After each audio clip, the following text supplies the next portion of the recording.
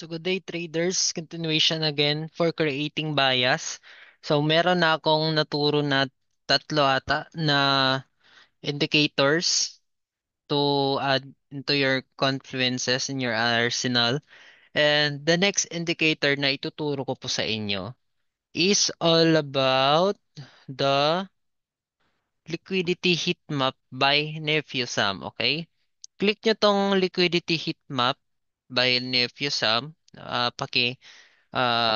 na lang sa sa indicator nyo po. Yan. Click nyo po 'yan.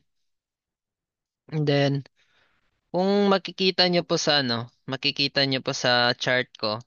Sorry if masyado siyang blur.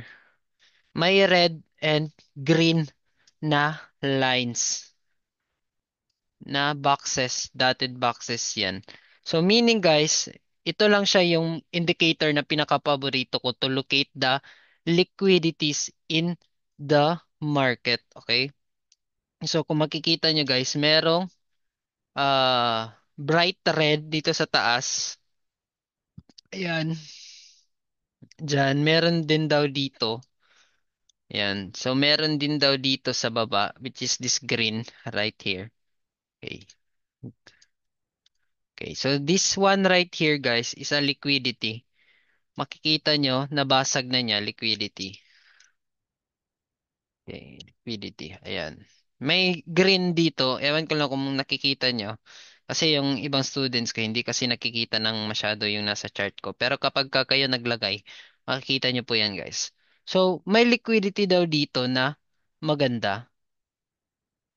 So, for example, naglagay tayo ng sell dito. Ayan, target natin yung liquidity na pinakita ng indicator. And then, we will target that right away in our selling pressure.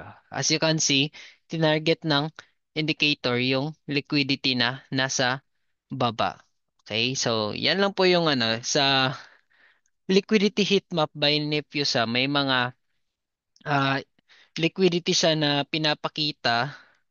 Dito meron din daw liquidity na pwedeng targetin ng market daw dito. Meron din daw dito. Ayan, so as you can see, the market is going downward and malapit niyang kunin yung indicator, malapit niyang kunin yung liquidity within this area kung kukunin man din niya dito na area. Okay, so the liquidity heat map na Nephew Sum guys, isa lang siyang indicator for a liquidity spotting. Okay? Isa siyang indicator na saan magandang spot yung take profits natin. Okay, that is all for the liquidity heat map. Next naman na indicator ituturo ko is the volume. Okay, may volume. The volume oscillator. Okay, paki-add na lang ito sa nyo guys, sa arsenal nyo, the volume oscillator. Okay, click natin yan. Alright, so makikita nyo dito guys, sa settings, ilalagay natin na settings. Sa zero, yung zero guys, gawin nating white and then the dotted. Dito, sa thickness niya, malaki.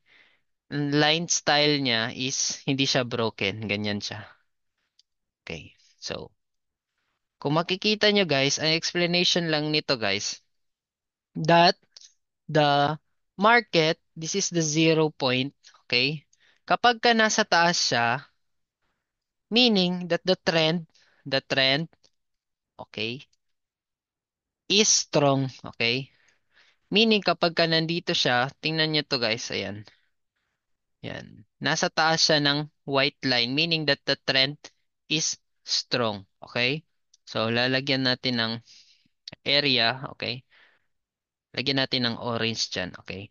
So, kung makikita nyo guys, the volume daw, nasa white line siya. Kung makikita nyo, nandito siya sa zero, nandito siya sa positive side. Okay, makita nyo may 30%, 20%, 10%. The volume daw, okay, nasa taas. siya. Meaning that the trend, tingnan nyo yung trend, is a strong trend. Okay? Okay. Yan lang yung pagka-identify ng isang volume ng trend. So, the volume guys is simply uh, indicator for measuring the trend or measuring the pressure of the trend. Okay, let's say for example, tingnan natin tong trend niya within this area. Okay, tingnan natin yan siya. Lalagyan ko ng mark dito. Okay.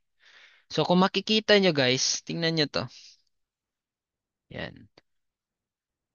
Yan. Dito daw banda yung trend line ng buying pressure is napakalakas daw. Okay. So kung makikita nyo, this is making a very strong bullish movement. Okay? Nag-confluence siya guys sa strong bullish movement. Strong bullish movement. Okay, so next is this data right here. Okay, ayan. Kita niyo tong orange guys. Ayan. Meron daw siyang malaking bullish na movement. Ito yung white line natin. Meron daw siyang malaking bullish movement. And as we can see, we have a strong bullish movement right there. Okay. Next is right here. Okay. Kung makikita niyo, isa siyang malaking bullish movement. Alright? So kung makikita nyo, nandito siya sa taas. Okay. And then, the volume is going down. Okay? Yung pressure daw is bumababa daw, sabi ng volume oscillator. Okay? Kung makikita nyo, the trend is now going choppy. Okay? Bumababa na yung pressure ng buys. Okay? Bumababa daw. Meaning that this orange area right here, kung makikita nyo, dito nagsisimula yung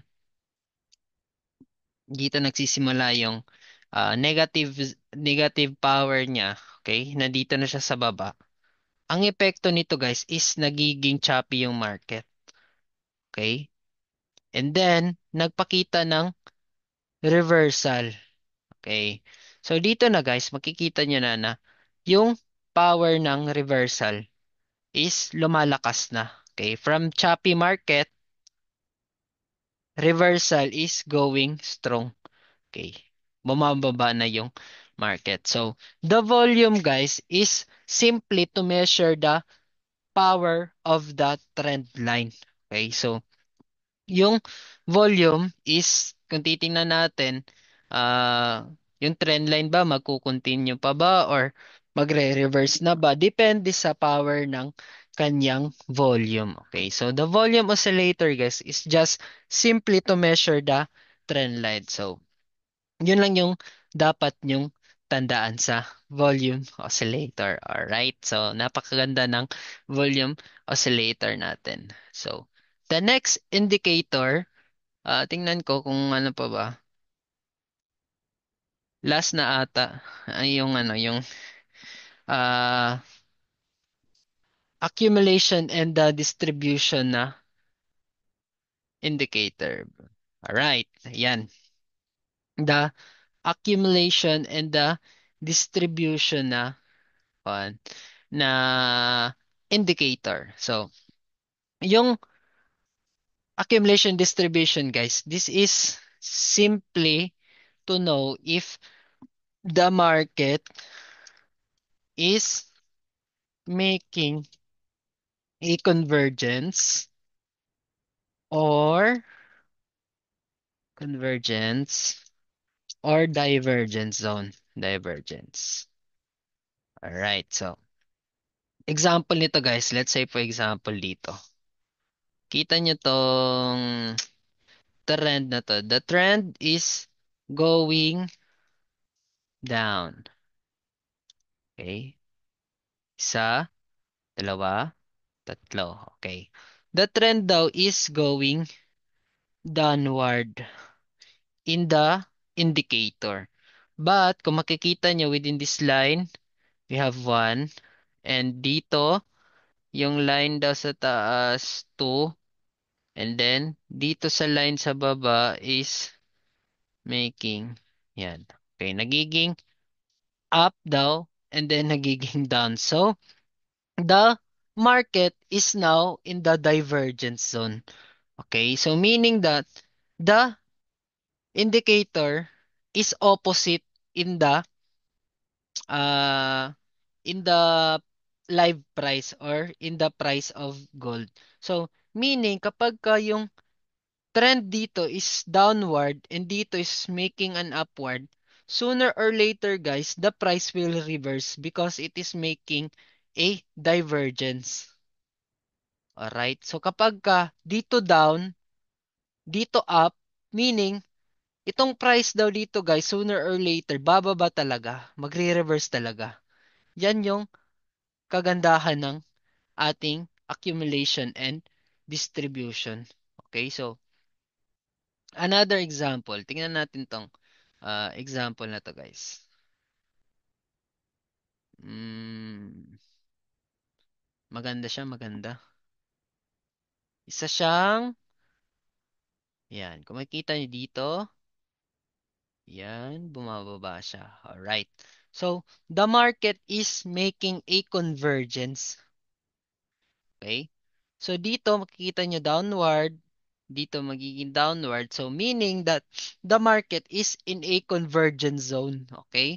The market is very healthy. Wala siyang reversal na nakikita. So, pwede tayong mag-trade along the trend. Okay? Pwede nating i-trade yung trend line. Kung dito, bumababa yung trend line, okay? So, pwede tayong kumuha ng trade isa, dalawa, tatlo, apat. So, tingnan natin kung wala ba siyang divergence na nagaganap. So, wala. So, very safe i-trade yung trend line. Okay? And then, next scenario naman, ano yung ginagawa niya? Making a bullish movement daw. Okay. Making a bullish movement na from this point right here. Dito daw, merong bullish. Dito, merong bullish. Dito, merong bullish. Dito na line, meron daw bullish na nagaganap. Okay? So, meaning, the market is making a convergence zone. So, market is very good for trading the trend line. Okay? If it is going up, okay, pwede tayong mag-trade ng buying position. Okay, isa, dalawa, tatlo, apat.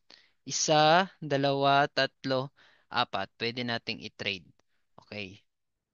Pagkatapos, gumawa siya ng divergence. Okay. Going down, this is still on an uptrend. Okay. Meron siyang uptrend, but here is going downward na. So meaning, the trend line is not safe anymore to trade for buying positions. So maghihintay na tayo ng price reversals. Alright? So yan yung kagandahan ng accumulation and distribution natin na ano. Ito guys, accumulation and distribution na ah, indicator natin. Kasi malalaman natin na yung trend line na tinitrade natin is healthy pa ba or it will going to reverse sooner or later. So, yan yung importance ng accumulation and distribution natin na indicator. So, lahat ng indicator guys, naturo ko na and hopefully maano nyo guys, ma-study nyo ng ano, ng maigi yung mga binigay ko ng mga indicators.